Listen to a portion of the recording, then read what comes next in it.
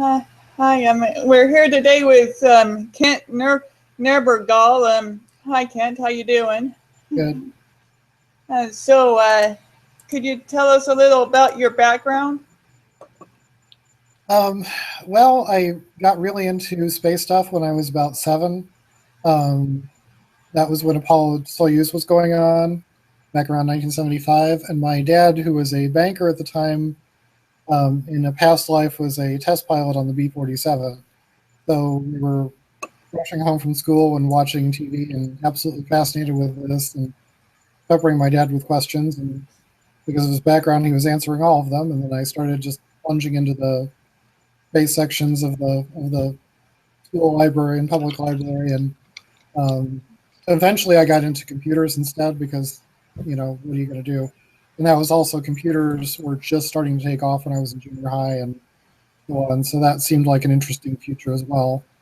So I went to college for business administration and information science and was a tech writer for a while, and then ended up being a business analyst, which is what I do in my day job.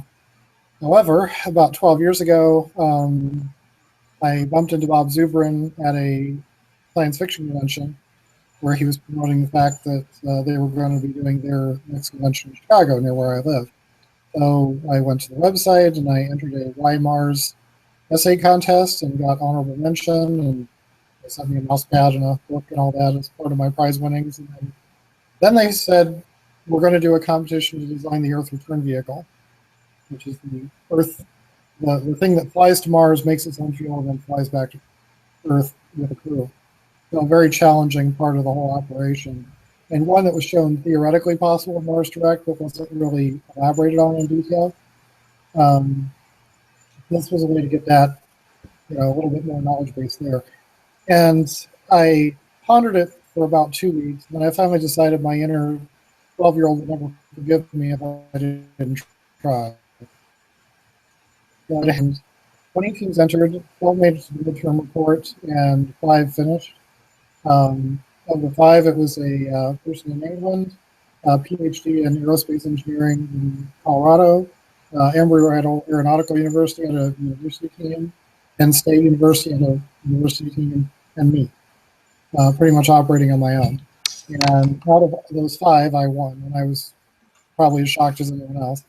So I got my award at the next convention and presented a couple of papers, and that was 12 years ago, and I've been presenting papers ever since. And I've also been up to Mars as a research station a few times, and it's been a very, very interesting voyage. And I'm also doing professional level papers and PhDs worldwide. I think they keep me around just because I'm a native English speaker, but I've got some good ideas on it. Yeah. Awesome. So, um, so I understand you did 3 presentations at this most recent Mars Society convention. Mm-hmm. Yeah, and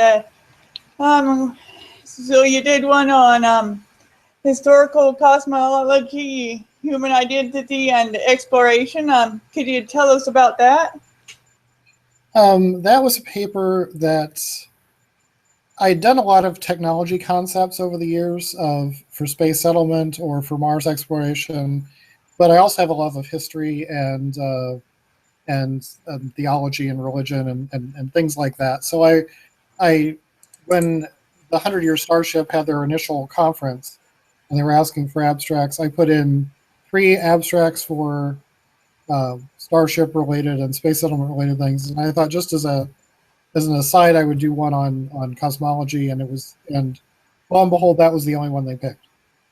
So I was in this room at this very prestigious convention with Stuart Brand as the moderator, the guy who wrote the Whole Earth catalog, and who was an inspiration to Steve Jobs, who passed away about 2 weeks after this. And I'm giving this paper. And what it consisted of was an understanding of how our language and our culture in the West is oriented around the ideas of what does it mean to be human, what does it mean to explore, what does heavens mean, and by tearing those problems apart in terms of the creations in the Bible and also the creation stories from Greek mythology, and how those two philosophical underpinnings underlie all of our Western languages, all of our Western university education up until the end of the liberal arts era. What do we mean when we say certain things? A lot of us don't even understand where these ideas come from. So when you see somebody in a discussion thread on something and they say, "Oh, well, we'll have to clean up those space probes out there because they're all debris," and my response to that typically is, if you found a cave in your backyard with an intact, perfectly pristine Viking ship, would you call the archaeologists or would you call the recycling company? Because there's a certain attitude that anything human in the heavens is contamination. And that's not in Judeo-Christian philosophy. It's actually out of the Greco-Roman tradition.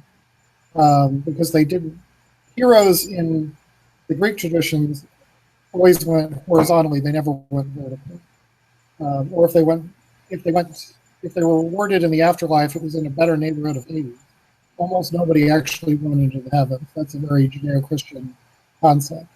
So it was basically finding the underpinnings of some of these attitudes and trying to essentially reverse diagnose some of the difficulties in how we think about things today. I see. Yeah. Yeah, I think you did mention the Roman Empire in your talk, and there are people who say the U.S. is going the same way. What do you think of that concept? The idea that empires or civilizations eventually reach an apex and then collapse. There's the shorthand high school version of that is apathy, atrophy, anarchy. The idea that first there's a essential malaise of culture where people just don't try anything, then they just don't care, and then eventually things fall apart. And we had a brush with that in the late 60s, early 70s. I think in some ways we keep going back to that. There's a certain counterculture that tends to pull us in that direction. One of the advantages of spaceflight is that is one way for a civilization to break out of that malaise. Spain, just before the New World was discovered, was in much the same state, if not worse. They had just managed to survive the Moorish invasions, but they were a shell of the former selves. Once they started realizing there was a new world with new opportunities and new resources and so forth, and a new place to explore and a new adventure and something to think about, something to dream about. That's when European civilization in the early 1500s really started to take off.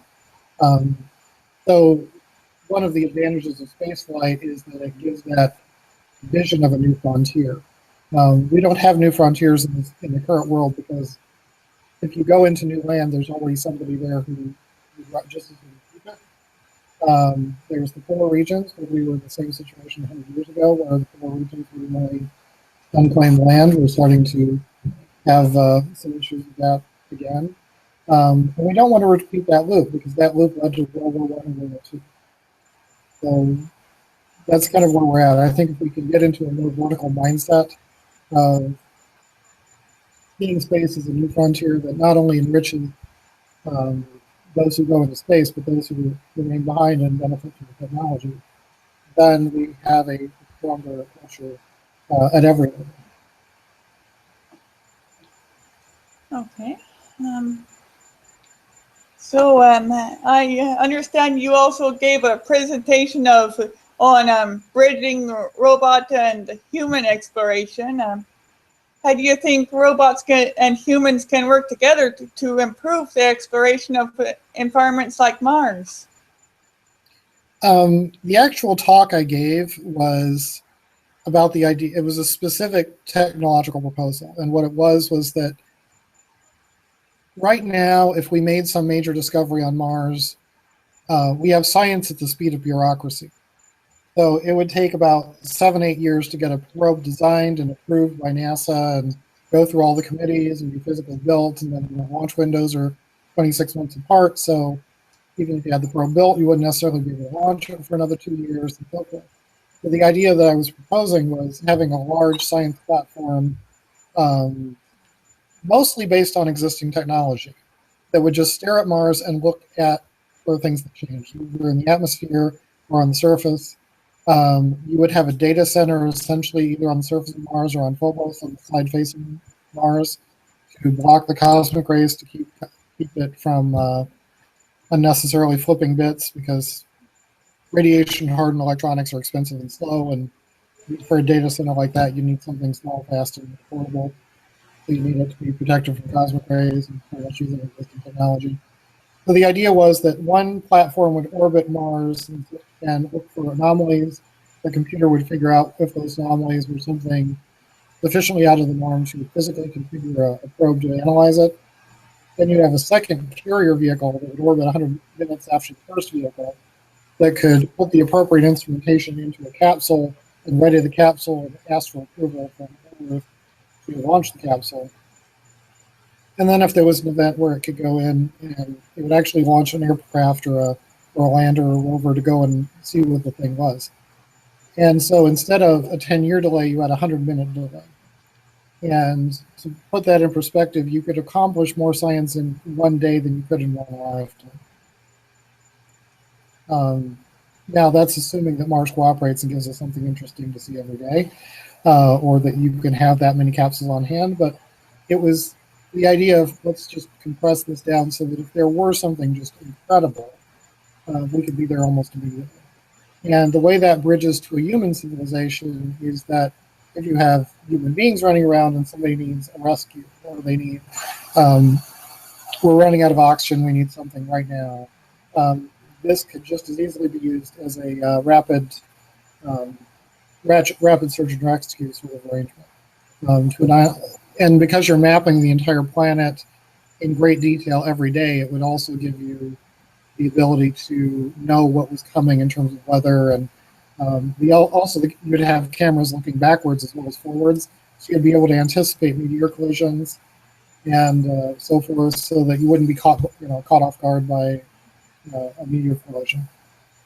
So it was a pretty slick arrangement in terms of trying to move the way we think about Mars to Mars and not simply to Earth.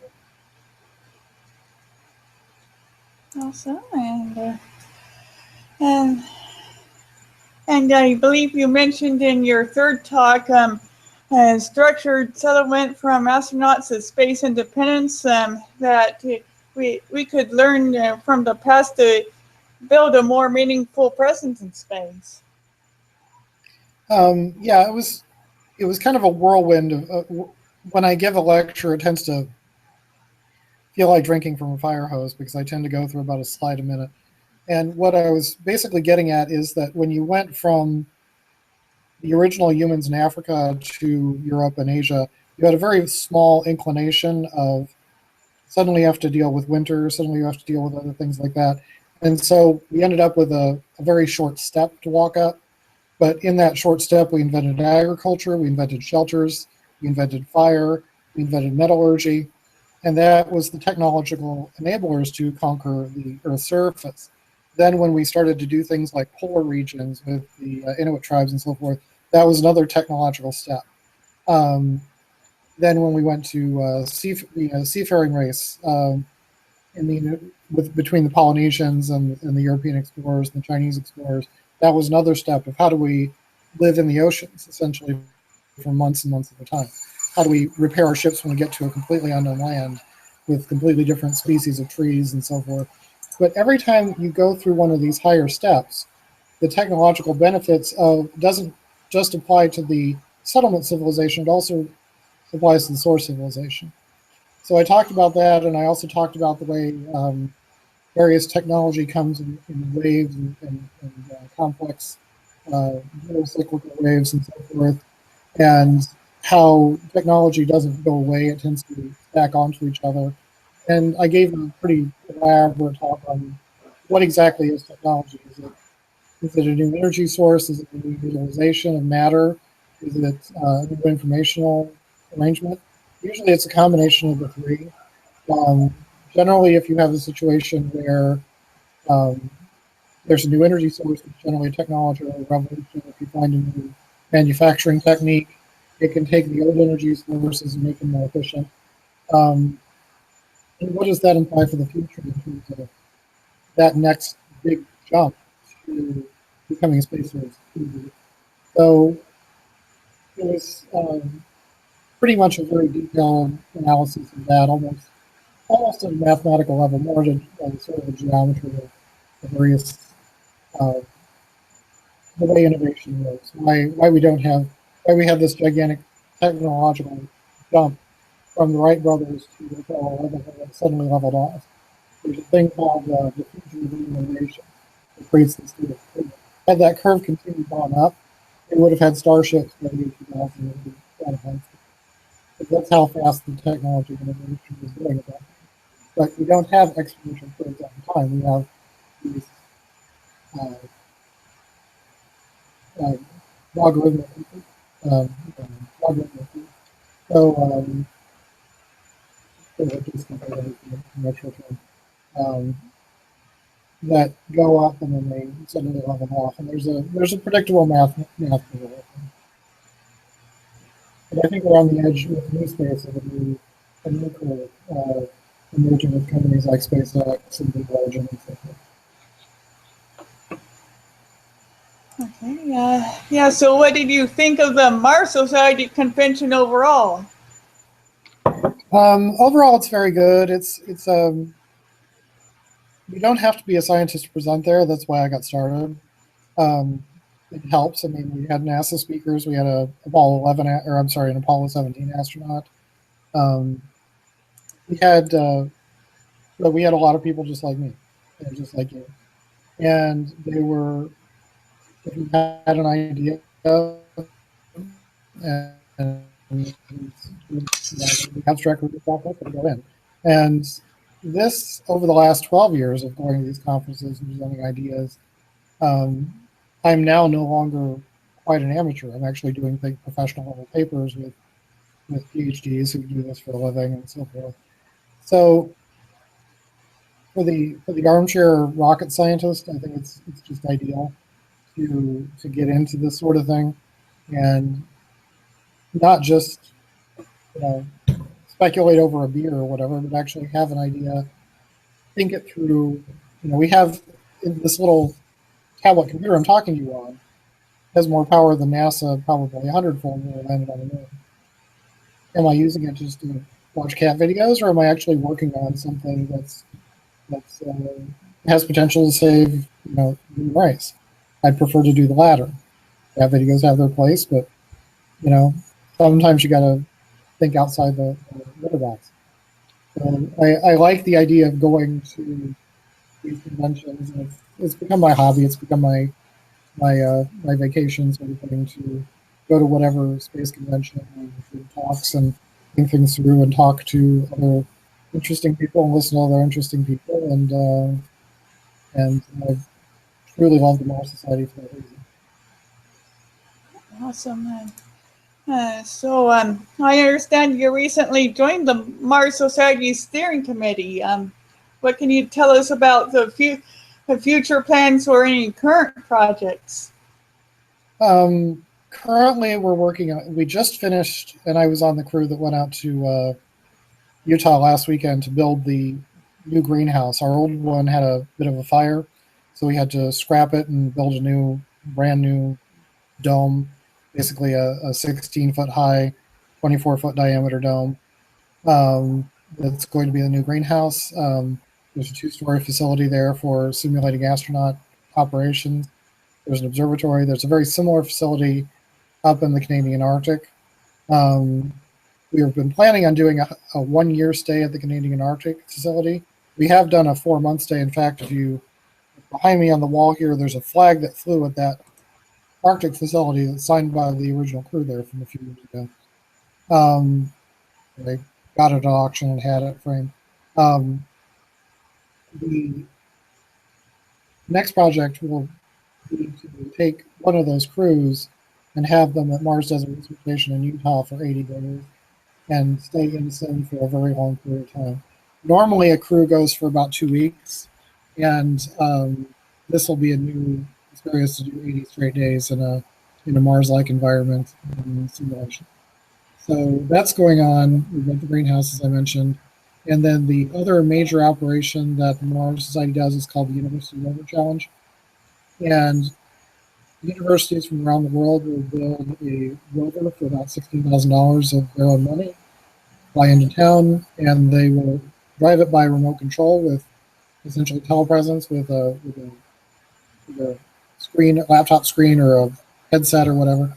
And they will drive it through various challenges, either um, operating switches, trying to find a lost astronaut. We're thinking about climbing cliffs this year, driving through difficult terrain, and there's plenty of that at Mars Research Station in the Utah Desert.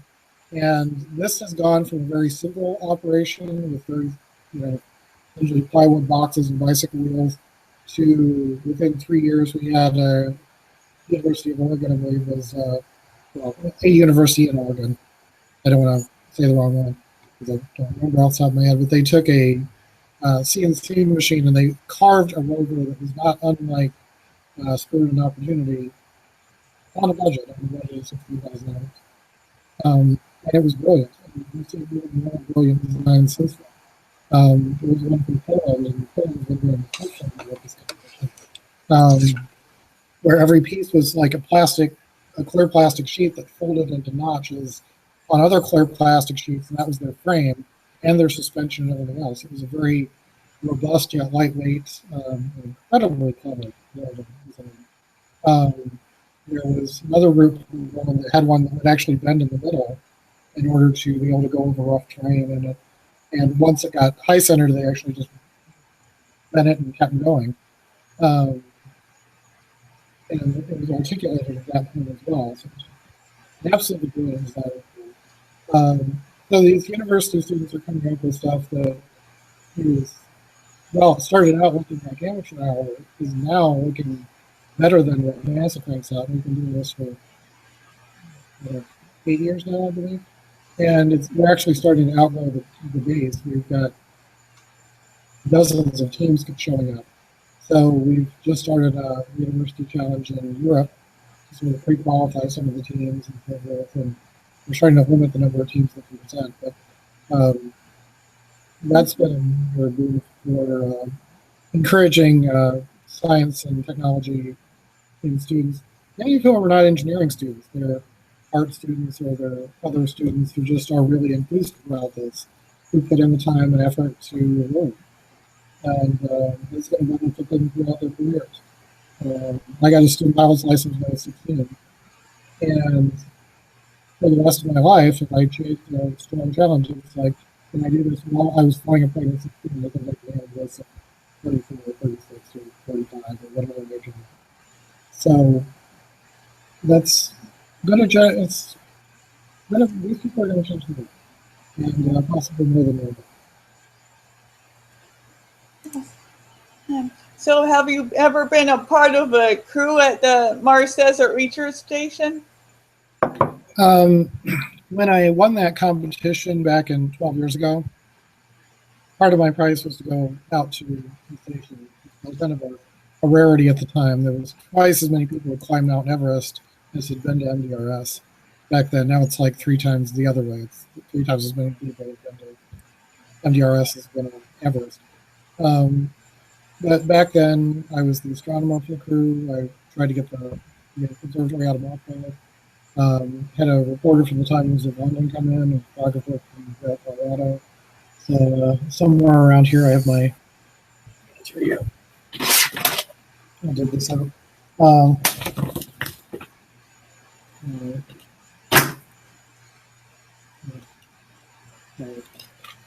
Photo spread for the people collection of the guys available.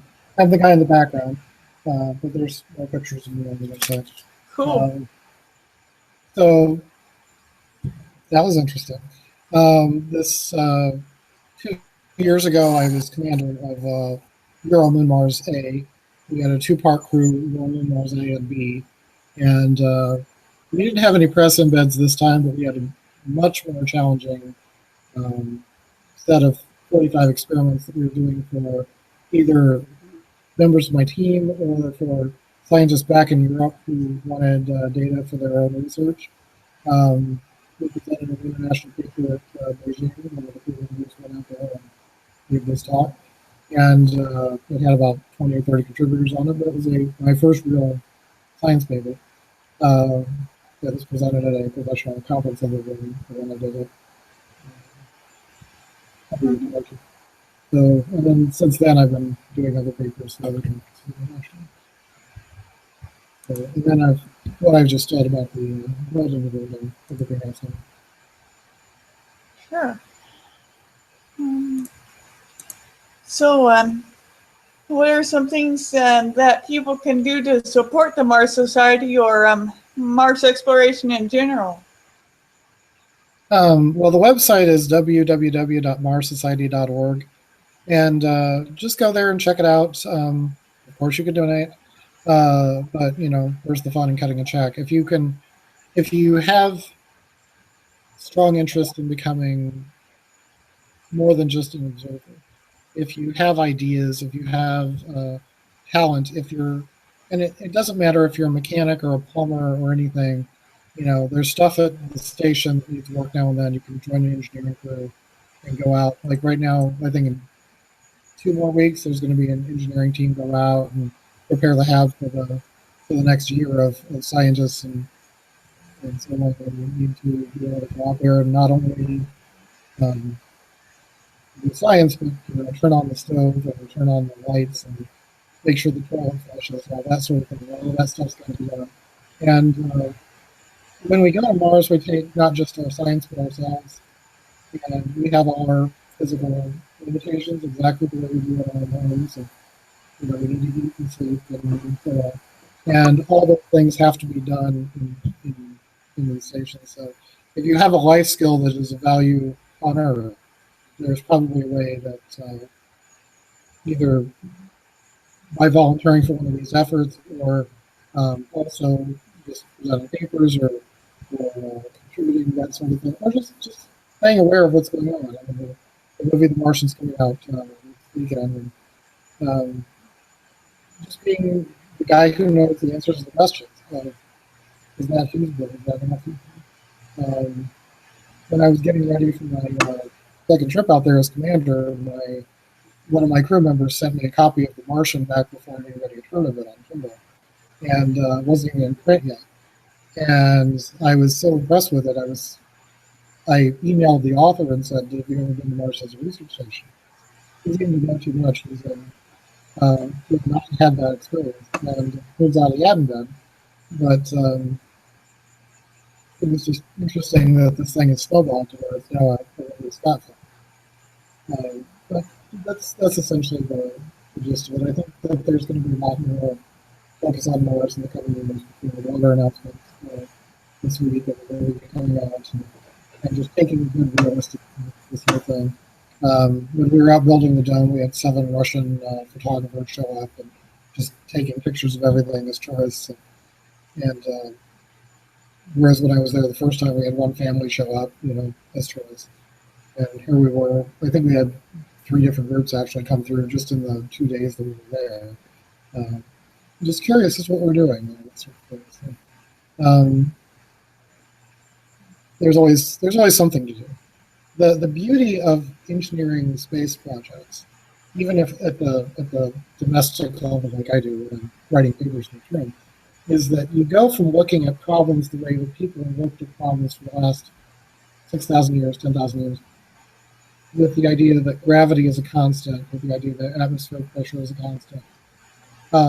When you take those away and you look at things from a different perspective, when the same formulas have different results, and I can take the exact same vehicle and on the surface of Mars and fire the engine, and 10 minutes later it's in orbit, and I take that vehicle and I fire it on Earth and it drops to 20,000 feet at the same time because the gravity is different. It gives you a stereoscopic perspective, like suddenly somebody opened the other eye. And you don't just solve Mars problems that way, you solve any problem that way. So for any engineering student or anybody who solves problems for a living, I'm a business analyst, is what I do. I was also figuring out how to do things on this dome.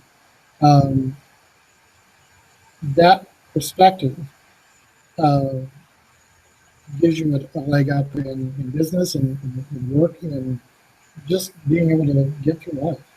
So I would highly recommend people take this challenge, but get involved in this sort of project.